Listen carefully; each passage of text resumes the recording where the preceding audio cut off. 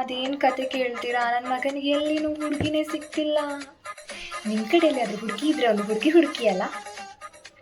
ಅವಳು ಅಡುಗೆ ಮಾಡೋದು ಬೇಡ, ಮನೆ ಕೆಲಸ ಮಾಡೋದು ಬೇಡ, ಏನು ಮಾಡೋದು ಬೇಡ.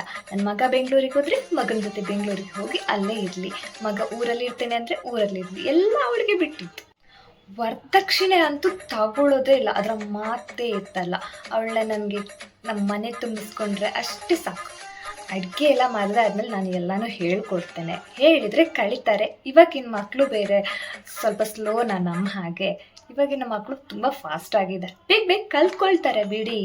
ನೀವೊಂದು ಹುಡುಗಿ ಹುಡುಕಿದ್ರೆ ಸಾಕು ಅಷ್ಟೇ. ನನಗೆ ಏನ್ರಿ ನನ್ನ ಮಗನಿಗೆ ಹುಡುಗಿ ಹುಡುಕಿದ್ರಲ್ಲ ಅಕ್ಕ, ಏನಂತೇಳಿ ಹುಡುಕ್ಬಿಟ್ರು.